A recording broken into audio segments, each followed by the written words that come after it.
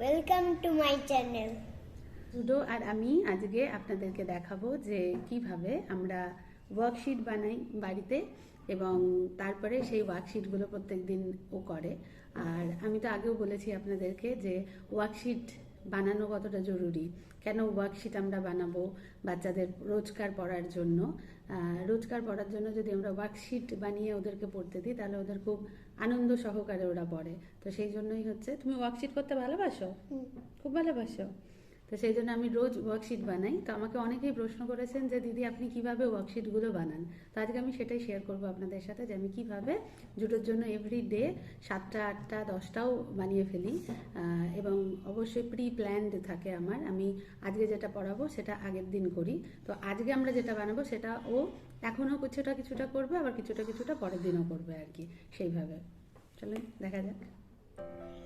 সবার প্রথমে আমাদের চাই ওয়ার্কশিট বানানোর জন্য পেপার। সেক্ষেত্রে আমরা এরকম A4 সাইজ পেপার নিতে পারি, যেগুলো আমাদের প্রিন্টারের জন্য মানে প্রিন্টিং করবার জন্য যে পেজগুলো ইউজ হয় সেগুলো নিতে পারি। আমরা একসাথে এরকম 5টা 6টা পেজ তৈরি করব, তারপরে সেগুলোকে একসাথে একটা একটা করে বাচ্চাকে এরকম করে দেবেন, সেটা ওদের বেশ করতে ভালো লাগে। তো এটা একটা হতে পারে।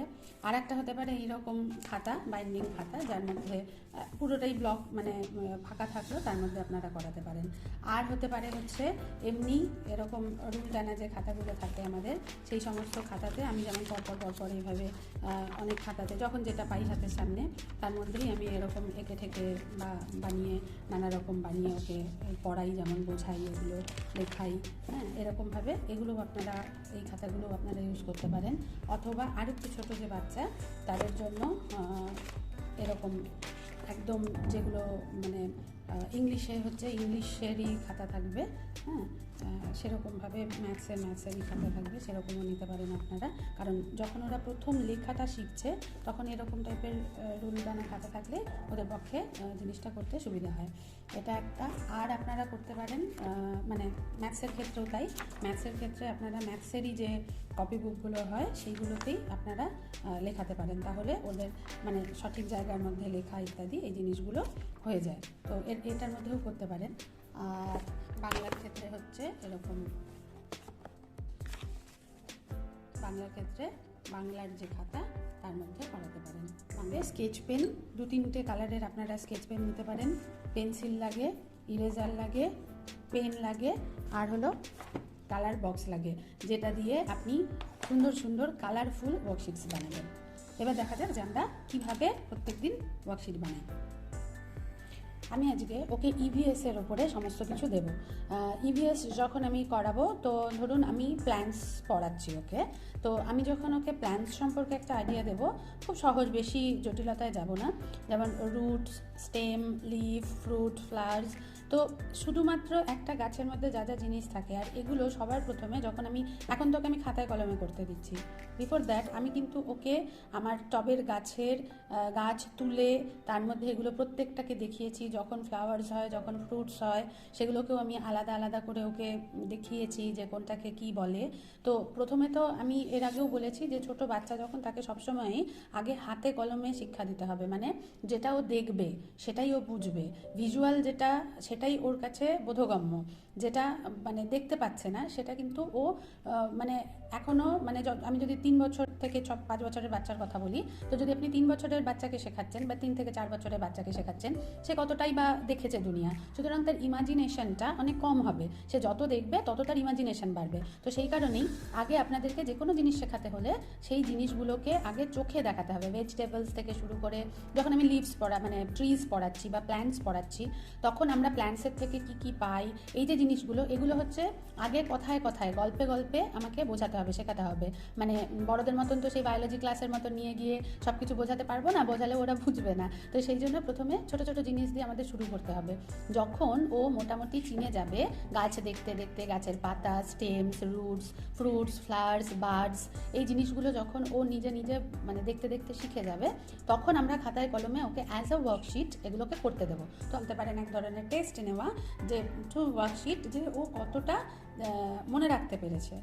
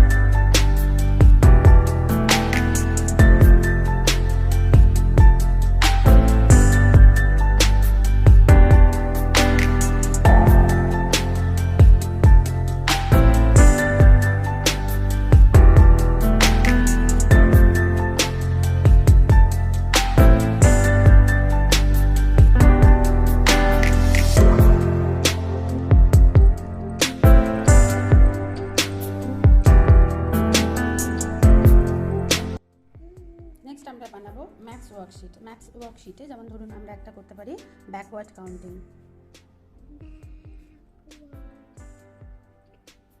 কেমন? তাহলে এখানে আমরা একটা ল্যাডার রাখতে পারি।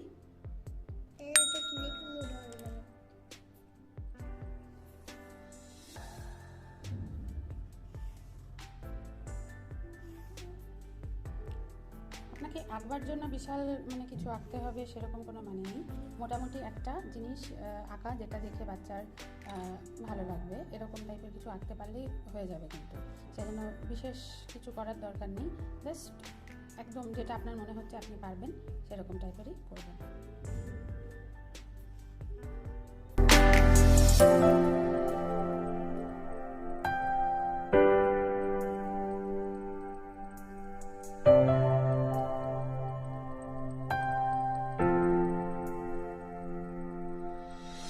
আপনি কাউকে একটা মানুষের মতন দেখতে এঁকে দিন আর কি, সে জাস্ট এখানে হচ্ছে উঠবে 1 2 3 4 এরকম করে লেখাতে চাইছেন, তখন আপনি কি করবেন, একটা জাস্ট ছোট ছোট গাড়ির মতন, মানে এটা ধরে নিন একটা গুডস ট্রেন, ওকে বলুন এটা একটা গুডস ট্রেন, এটা একটা ট্রেন, এটা হল 6 7 8 9 10 11 গিয়ে ও শেষ করবে, এরকমভাবেই আরও 2 3টে এরকম এঁকে দিন, তাহলেই হয়ে যাবে। আচ্ছা নেক্সট ধরুন আপনি বিফোর নাম্বার এবং আফটার নাম্বার করতে দিচ্ছেন বাচ্চাকে,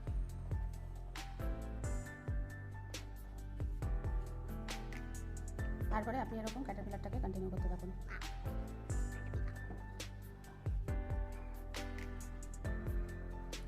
এবার আপনি বাচ্চাকে লিখতে বলুন পরপর এখানে, বা আপনি ধরুন ফার্স্ট ইয়ারটা লিখে দিলেন ABCDE, ওখানে EFGHI এরকমভাবে লিখে দিন, ওকে শুধুমাত্র মিসিং লেটার্সগুলো লিখতে হবে।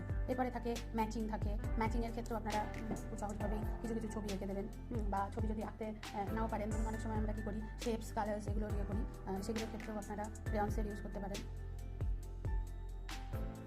কোনো ম্যাচিংয়ের ক্ষেত্রে আমি একটা দিলাম স্কোয়ারের S, সার্কেলের C, বাকি রেক্ট্যাঙ্গেলের R, এবার বাচ্চারা হচ্ছে সেটাকে ম্যাচ করবে। তো এরকমভাবেও হতে পারে, এরকমভাবেও করতে পারেন, আরও অনেক ছোট ভিডিও আপনারা করতে পারেন।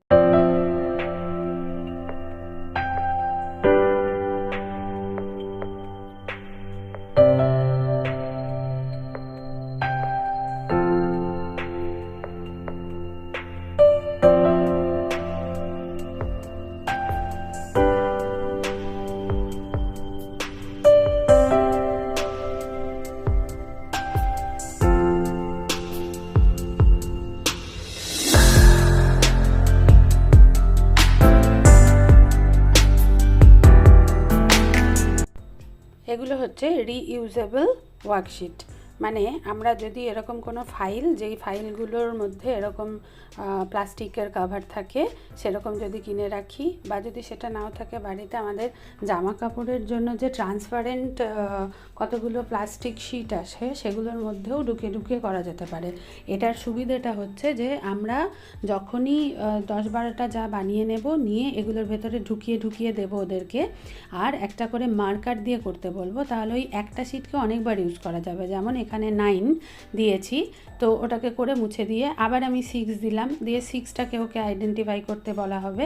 তো 2 3 4 যখন যেরকম, এখানেও তাই, যে আমরা help the duckling to reach the pond বা ওয়াটার, তো সেখানটাতে ওকে 1 আর এখানে লাস্টে 10 দেওয়া ছিল, ও ওইভাবে যাবে সেটা। পরেরটা আইডেন্টিফাই অ্যান্ড ম্যাচ, এদিকে কিছু নাম্বার সেদিকে কিছু নাম্বারস, এই দুটো নাম্বারকে ও হচ্ছে ম্যাচ করবে। তো এগুলো প্রত্যেকটাই মুছে দেওয়া যায়, কেমন?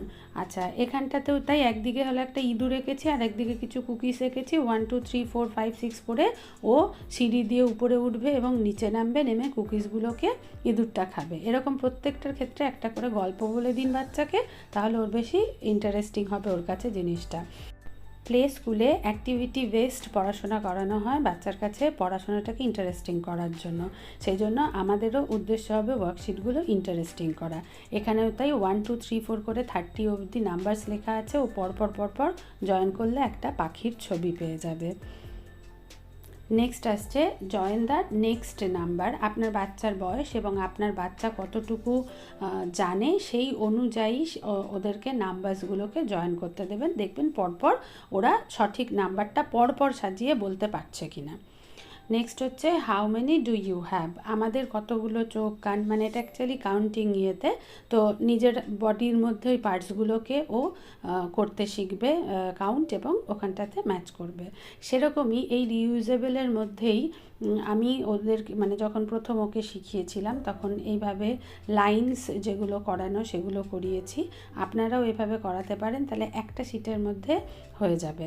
এরকম আদার্স আরও বানিয়ে রাখবেন, কাউন্ট অ্যান্ড সার্কেল, তারপরে circle all the sevens or ones, এই ডান দিকের যেটা আছে অ্যাপেল, একই রকম ট্রিটার মতন আমি করেছিলাম।